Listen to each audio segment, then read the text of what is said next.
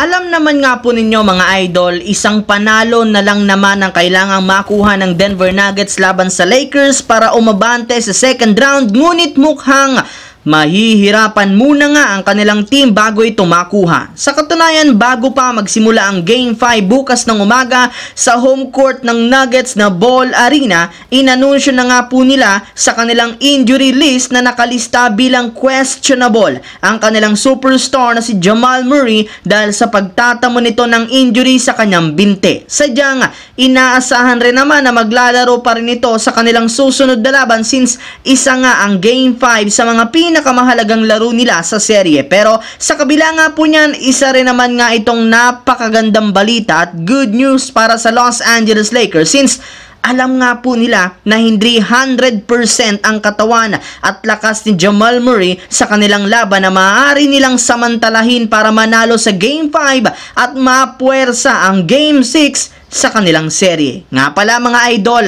questionable na rin naman ang kalagayan ni Jared Vanderbilt at malaki ang posibilidad na maglaro na rin ito. Samantala, kahit man nga po hindi naging madali para sa Los Angeles Clippers ang kanilang ginanap na Game 4 laban sa Dallas Mavericks sa pagkawala dito ni Kawhi Leonard at pagkakabura ng napakalaking kalamangan, nagawa pa rin naman ang kanilang team na manalo sa pangunguna ni Paul George na merong 33 points at James Harden na meron ding 33 points. Kaya dahil nga sa kanilang dalawa, nagawa nga po ng Clippers na matabla ang serye sa 2-2 bago pa bumalik sa kanilang home court para sa Game 5. At kasabay nga ng kanilang pagkapanalo, may ilang mga analyst nga ang nagsabi na mas lumalakas nga daw ang Clippers sa tuwing hindi naglalaro sa kanilang lineup si Kawhi Leonard. Pero hindi rin naman nga ito nakakabigla since matagal-tagal na rin naman ang nawala sa kanilang rotation, kaya hindi nga nito gamay ang kanilang bagong play. Plus meron si Kawhi na nagsabing na mabanga pa rin ang tuhod at hindi pa rin siya ganun kakomportableng gumalaw sa loob ng court. Kaya imbes nga po na makatulong sa Clippers, nasisira nga nito ang kanilang plays na kanilang offense at depensa. Kaya mas mabuti nga pong magpagaling muna si Kawhi Leonard sa kanyang tuhod bago siya tuluyang bumalik, at malinaw pa rin na kaya pa rin ni Paul George at James Harden na buhatin ang Los Angeles Clippers.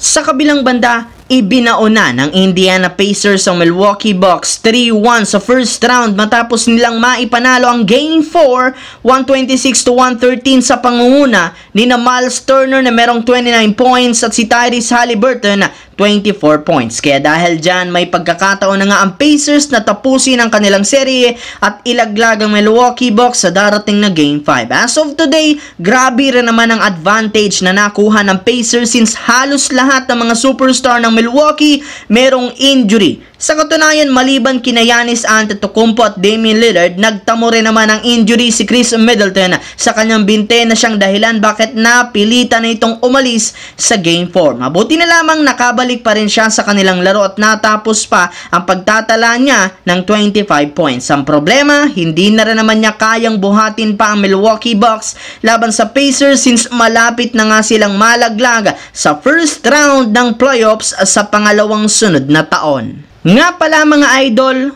official na ngang laglag ang super team ng Phoenix Suns matapos literal kinakalabaw sila ni Anthony Edwards. 4-0 nga po mga idol at hindi nakatikim ng panalo ang team ni Kevin Durant kontra sa Minnesota Timberwolves.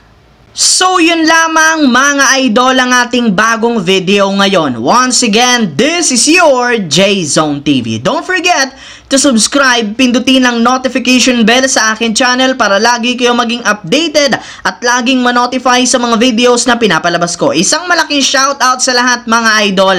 Maraming salamat po.